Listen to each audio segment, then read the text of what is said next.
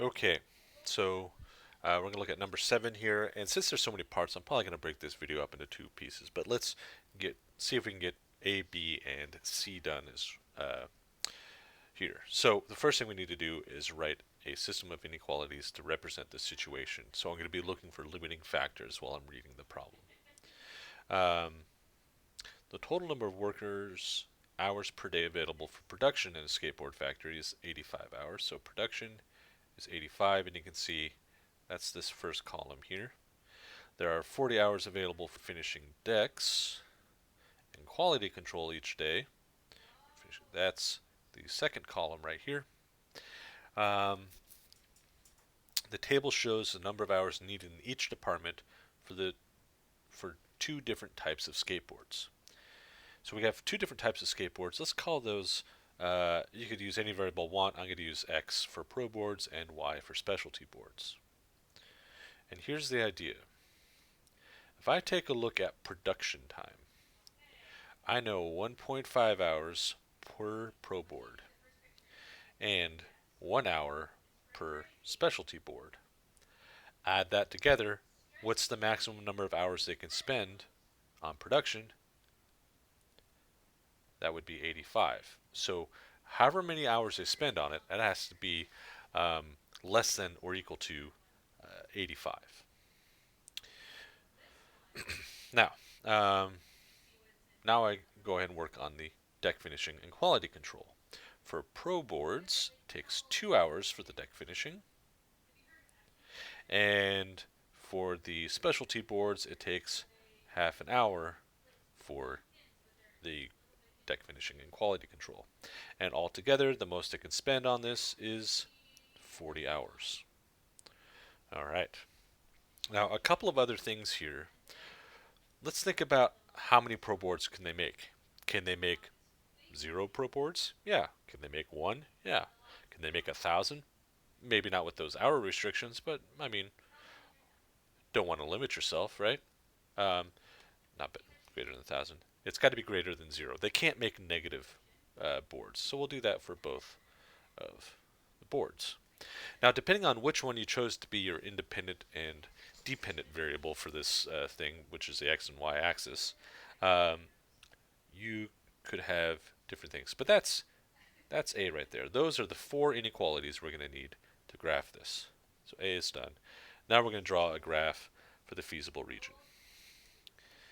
So shapes, it's all going to be in the first quadrant. I don't care about anything else. I'm going to take a look here.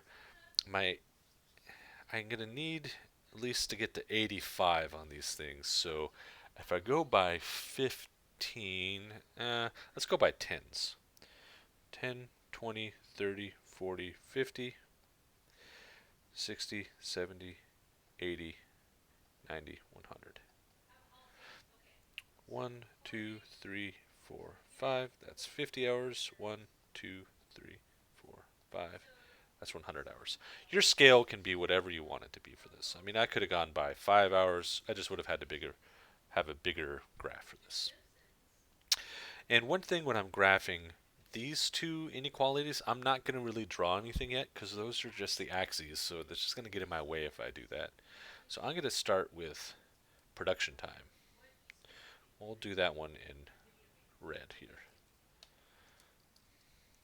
1.5 plus y is less than or equal to 85. I'm going to graph this by intercepts because my y-intercept when x is 0 is just 85. So 60, 70, 80, 5. And my x-intercept, what's 85 divided by 1.5? 85 divided by 1.5 is 56. So I want 56, which was right about there. So that is my production limitation. I want all the numbers less than that.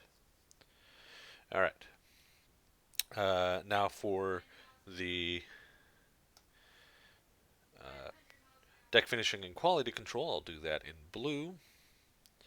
Uh, the x-intercept is half of 40, which is 20. Oh, man. And double 40 is 80. Am I doing that right? 185. Yeah, yeah. That doesn't seem right. They should. It seems like they should intersect at some point here. Let me think about this for a second. Um, did I put those at the wrong spot? Oh, I probably x intercept is 20. Okay, 80. No, I guess that's it. And it's all the numbers less than that as well. So the feasible region is pretty much inside this blue triangle here, because for these two inequalities, it's just the axes themselves. So my feasible region would be that production isn't even the limiting factor. The limiting factor is finishing and quality control. All right, so let's think about the coordinates here. Of course, there's 0, 0, and this is 20, 0, and this is 0, 80. So those are my 3 points. All right, so that's C. I'll write that one separately. 0, 0, 20, 0, and 0, 80. You know what? We're not doing too bad on time. I'll just keep going here. If the profit of a pro board is $50, so pro boards, those were X, so $50 times each number of pro boards that gets made is $50, and the profit on a specialty board is 65. That's 65 times Y. Write a function, the total profit of the skateboard. So, well, all you have to do is, if it's make $50 off of each pro board, multiply how many pro boards you have by 50, and same thing for the specialty boards. So there's D. Now we get to part E. Find the maximum profit. So what we're going to do is we're going to take our boards 0, 0 and plug it into our function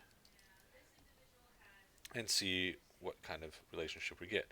Well, one thing here, if I plug in, I'm going to make 0 boards, 0 pro boards, and 0 specialty boards.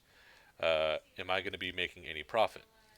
And your answer should be, no, dummy, you're not making anything. So the output of your profit function should be 0. So that one we can pretty much ignore. But 20, 0 and 0, 80 are going to be a good place to check. Now, one thing that you might want to think about here is there's a huge difference between 20 boards and 80 boards. And there's not a huge difference in the price. So I'm predicting that it's going to be this last option here, but let's try it out. 50 times 20 plus 65 times 0. 50 times 20 is $1,000 in profit. And now we've got 50 times 0 plus 65 times 80. 65 times 80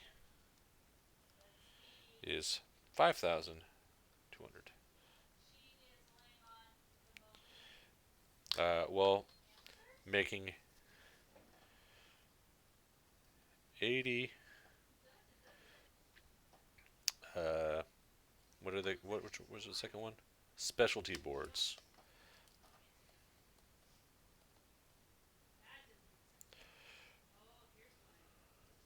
Is the most profitable